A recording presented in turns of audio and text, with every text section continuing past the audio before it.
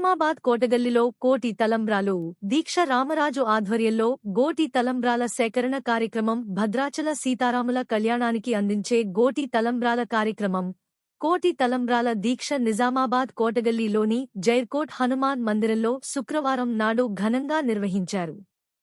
శ్రీరామకోటి భక్త సమాజం సంస్థ వ్యవస్థాపక అధ్యక్షులు భక్తిరత్న జాతీయ అవార్డు గ్రహీత రామకోటి రామరాజు భద్రాచలం నుండి తీసుకొచ్చిన గోటి తలంబ్రాలకు పూజలు జరిపి 3 గంటల పాటు రామనామ స్మరణ చేస్తూ గోటితో వడ్లను ఒలిచి తలంబ్రాలుగా మార్చారు. భక్తులు అక్కడే రామకోటి రామరాజుకు అందజేసి కోలాటాల నృత్యాన్ని ప్రదర్శించారు.